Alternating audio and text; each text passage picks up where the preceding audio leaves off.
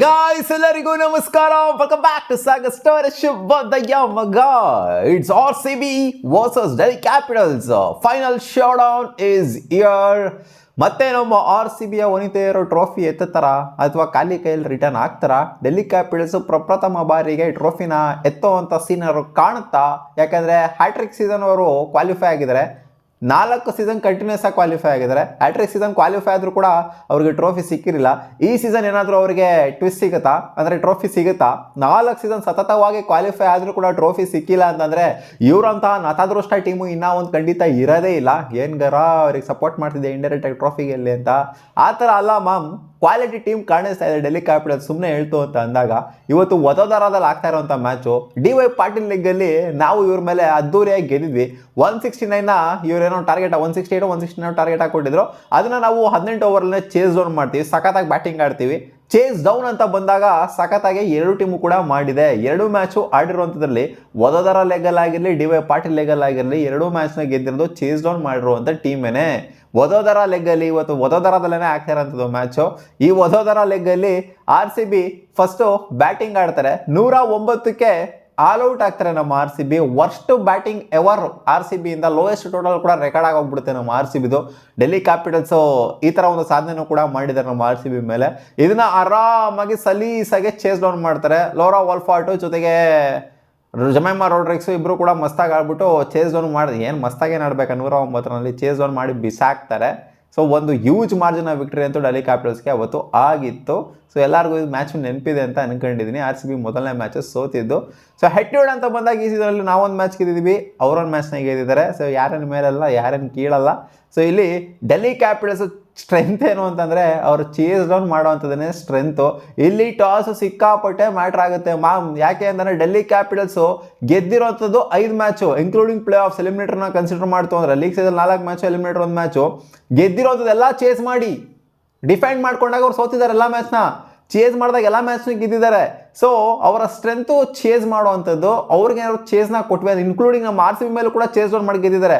ಅದೇ first batting ಆಡ್ತು ಅಂತ ಅಂದಾಗ ಸೋತಿದ್ದಾರೆ. RCB ಇಲ್ಲೇನೋ ಟಾಸ್ ಗೆಲ್ತು ಅಂತಂದ್ರೆ ಅರ್ಧ ಮ್ಯಾಚ್ನ ಗೆದ್ದಂಗೆ ಮ್ಯಾಮ್. ಹೌದು, RCB ಮೊದಲನೇದಾಗಿಲ್ಲಿ ಟಾಸ್ನ ಗೆಲ್ಬೇಕಾಗತ್ತೆ. ಅವ್ರ ಕಡೆ ಏನೋ ಟಾಸ್ ಹೋಯ್ತು ಅಂದರೆ ಖಂಡಿತ ಬೌಲಿಂಗ್ ಆಯ್ಕೆ ಮಾಡ್ಕೊಂತಾರೆ, ಚೇಸಿಂಗಿಗೆ ಮತ್ತೆ ಬರ್ತಾರೆ. ಚೇಸಿಂಗಿಗೆ ಬಂದರು ಅಂತಂದರೆ ಖಂಡಿತ RCBಗಂತೂ ಕಷ್ಟ ಅಂತೂ ಇದ್ದಿದ್ದೇನೆ. ಇಲ್ಲಿ ಗ್ರೇಸ್ ಹ್ಯಾರಿಸ್ 1 ಮ್ಯಾಚ್ ಹಂಗಾಡೋದು, 1 ಮ್ಯಾಚ್ ಹಿಂಗಾಡೋದು, ಕನ್ಸಿಸ್ಟೆನ್ಸಿ ಅನ್ನೋದು ಇಲ್ಲ ಗ್ರೇಸ್ ಹ್ಯಾರಿಸಲ್ಲಿ. ಸೊ ಅವರು ಕೂಡ ಕನ್ಸಿಸ್ಟೆಂಟ್ ಆಗಿದೆ. ಒಂದು ಮ್ಯಾಚು ಬೇರೆ ಯಾವ ಮ್ಯಾಚ್ ಪಡೆಯೋದು, ಒಂದು ಮ್ಯಾಚು ಆಡ್ಬಿಡ್ಲಿ ಅಂತ ಎಲ್ಲರೂ ಕೇಳ್ಕೋಬೇಕು. ಯಾಕಂದರೆ ಅವ್ರು ಆಡ್ತು ಅಂದ್ರೆ ರನ್ಸ್ಗಳ ಹಾವಳಿ ಅಂತೂ ನಮ್ಮ RCBಲಿ ಇದ್ದೇ ಇರುತ್ತೆ. ಯಾಕಂದರೆ ಇನಿಷಿಯಲಿ ಅವರೇ ಬ್ಲಾಸ್ಟ್ನ ಕೊಡೋದು ನಮ್ಮ RCBಗೆ. ಫಸ್ಟ್ ಬ್ಯಾಟಿಂಗ್ ಆಡ್ತಾರೋ ಸೆಕೆಂಡ್ ಬ್ಯಾಟಿಂಗ್ ಆಡ್ತಾರೋ ಅವೆಲ್ಲ ಮ್ಯಾಟ್ರ್ ಆಗೋದಿಲ್ಲ ಅಂತಂದ್ರೂ ಕೂಡ ಈ ಒಂದು ಮ್ಯಾಚಲ್ಲಿ ಸಿಕ್ಕಾಪಟ್ಟೆ ಟಾಸ್ ಕ್ರೂಷಲ್ ಅಂತ ನನಗೇನೋ ಅನ್ನಿಸ್ತಾ ಇದೆ. ಯಾಕಂದರೆ ಪ್ಯಾಟರ್ನ್ ನೋಡ್ತು ಅಂತಾರೆ, ಪ್ಯಾಟರ್ನ್ ಗಮನಿಸ್ತು ಡೆಲ್ಲಿ ಕ್ಯಾಪಿಟಲ್ಸ್ತು ಅಂತಂದಾಗ ಈ ಥರ ಅನ್ನಿಸ್ತಿದೆ. ಬಟ್ ನಮ್ಮ RCB ಹೆಂಗಲ್ಲ, ಬೇಜಾನ್ ಮ್ಯಾಚ್ಗಳನ್ನಾಗಿದೆ, ಸೋತಿರೋದೇ 2 ಮ್ಯಾಚು ನಮ್ಮ RCB. ಬಟ್ ಈ ಮ್ಯಾಚು ಸಿಕ್ಕಾಪಟ್ಟೆ ಕ್ರೂಷಿಯಲ್ ಆಗುತ್ತೆ. ಒಟ್ಟಿನಲ್ಲಿ ಇವರ ಬೌಲಿಂಗ್ ನೋಡಿ ಹೆಂಗಿದೆ ಅಂತ ಡೆಲ್ಲಿ ಕ್ಯಾಪಿಟಲ್ಸ್ದು. ನಾನು RCBದು ಓದ್ತಾ ಇದ್ದೀನಿ. ಹೆನ್ರಿ ಆಗಿರ್ಬೋದು, ಜೊತೆಗೆ ಸ್ನೇಹ ರಾಣ ಆಗಿರ್ಬೋದು, ಎಸ್ಪೆಷಲಿ ಮಣಿ ಎಕನಾಮಿಕಲ್ ಸ್ಪೆಲ್ ಆಗ್ತಾ ಇದ್ದಾರೆ. ನಂದಿನಿ ಶರ್ಮಾ ಅಂತೂ ಕೇಳಂಗೇ ಇಲ್ಲ. ವಿಕೆಟ್ ಆದಮೇಲೆ ಎತ್ತುತ್ತಾ ಇದ್ದಾರೆ. RCB ಅಗೇನ್ಸ್ಟು ಕೂಡ ನಂದಿನಿ ಶರ್ಮಾ ಲಾಸ್ಟ್ ಮ್ಯಾಚ್ ಸಾಕಾಗೇನೆ ಪರ್ಫಾರ್ಮ್ ಮಾಡಿದ್ರು. ಜೊತೆಗೆ Marizanne Kapp wicket taking bowler, ಯಾವಾಗಾರು ವಿಕೆಟ್ ಬೇಕು ಅಂದರೆ ಇವ್ರನ್ನೇ ಕರೆದುಬಿಡೋದು. ಡೆತ್ ಬೌಲಿಂಗ್ ಸ್ಪೆಷಲಿಸ್ಟ್ ಆಗಿರುವಂಥ ನಂದಿನಿ ಶರ್ಮಾ. ಸೊ ಇವರ ಬೌಲಿಂಗ್ ಯೂನಿಟು ಕನ್ವಿನ್ಸಿಂಗ್ ಆಗಿದೆ. ಆ್ಯಂಡ್ ಇವರ ಬ್ಯಾಟಿಂಗ್ ಡೆಪ್ನ ನೋಡ್ತು ಅಂತ ಅಂದರೆ ಇಲ್ಲಿ ಸ್ನೇಹ ರಾಣ ಅವ್ರಿಗೂ ಕೂಡ ಕನ್ವಿನ್ಸಿಂಗ್ ಆಗಿರುವಂಥ ಬ್ಯಾಟಿಂಗ್ ಡೆಪ್ ಇದೆ ಗುರು. ನಿಕ್ಕಿ ಪ್ರಸಾದ್, ಸ್ನೇಹ ರಾಣ, ಈ ಕಡೆಯಿಂದ ಹೆನ್ರಿ, ಕಾಪು, ಜಮೈಮಾ ರೋಡ್ರಿಗ್ಸು, ಲೋರಾ ವಾಲ್ಫಾರ್ಟು, ಶಫಾಲಿ ವರ್ಮಾ, ಆಮೇಲೆ ಲೀ. ಯಪ್ಪ ಎಂಥ ಒಂದು ಬ್ಯಾಟಿಂಗ್ ಅಟ್ಯಾಕ್ ಇದೆ ಗುರು ಇವ್ರದ್ದು. ಕಳೆದೋಗ್ಬಿಡ್ಬೇಕು ನಿಜಾಲು. RCBಗಿಂತ ಒಂದು ರೇಂಜಿಗೆ ಇನ್ನೂ ಸ್ವಲ್ಪ ಸ್ಟ್ರಾಂಗ್ ಆಗೇನೆ ಕಾಣಿಸ್ತಾ ಇದೆ ಬ್ಯಾಟಿಂಗ್ ಅಟ್ಯಾಕ್ನ ನೋಡ್ತು ಅಂತಂದರೆ. ನಮ್ಮ RCB ನೋಡ್ತು ಅಂತಂದರೆ ರಾಧಾ ಯಾದವ್ ಯಾವಾಗಲೂ ಒಂದು ಮ್ಯಾಚಲ್ಲಿ ಎಕ್ಸ್ಪ್ಲೋರ್ಡ್ ಆಗಿರೋದು.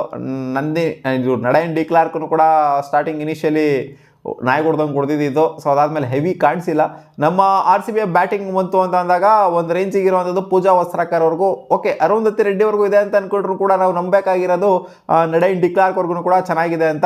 ರಿಚಾ ಘೋಷು ಜೊತೆಗೆ ಗ್ರೇಸ್ ಹ್ಯಾರಿಸು, ಸೊ ಇವರಿಬ್ಬರು ಹಾವಳಿ ಕೊಡಬೇಕಾಗಿದೆ. ಇವರಿಬ್ಬರು ಅದ್ದೂರಿಯಾಗಿ ಏನಾದ್ರು ಸ್ಟಾರ್ಟ್ ಕೊಡ್ತು ಅಂತಂದರೆ, ಅಂದರೆ ಸ್ಮೃತಿ ಮಂದನ ಆಬ್ವಿಯಸ್ಲಿ ಚೆನ್ನಾಗಿ ಆಡಲೇಬೇಕು. ಬಟ್ ಸ್ಮೃತಿ ಮಂದನ ಅವ್ರ ಮೇಲೆ ನನಗೆ ಯಾಕೋ ಈ ಮ್ಯಾಚ್ ಅಷ್ಟೊಂದು ಕಾನ್ಫಿಡೆನ್ಸ್ ಬರ್ತಾ ಇಲ್ಲ. ಯಾಕಂದರೆ ಇವ್ರನ್ನ ಟ್ಯಾಕಲ್ ಮಾಡಬೇಕು ಅಂತ ಏನೇನು ಬೇಕೋ ಎಲ್ಲ ಜಮೀಮಾ ರೋಡ್ರಿಕ್ಸ್ ಪ್ರಿಪೇರ್ ಮಾಡ್ಕೊಂಡು ಬಂದಿರ್ತಾರೆ. ಯಾಕಂದರೆ ಕುಚಿಕುಗಳಿಗೆ ಖಂಡಿತ ಚೆನ್ನಾಗಿ ಗೊತ್ತಿರುತ್ತೆ ಸ್ಟ್ರೆಂತ್ ಏನು ವೀಕ್ನೆಸ್ ಏನು ಅಂತ. ಈ ಕಡೆಯಿಂದ ಜಮೀಮಾ ರೋಡ್ರಿಕ್ಸ್ ಆಟನೂ ಅಷ್ಟೊಂದು ಆಗೋದಿಲ್ಲ ಅಂತ ಅಂದ್ಕೊಂಡಿದ್ದೀನಿ ಫೈನಲ್ಸಲ್ಲಿ.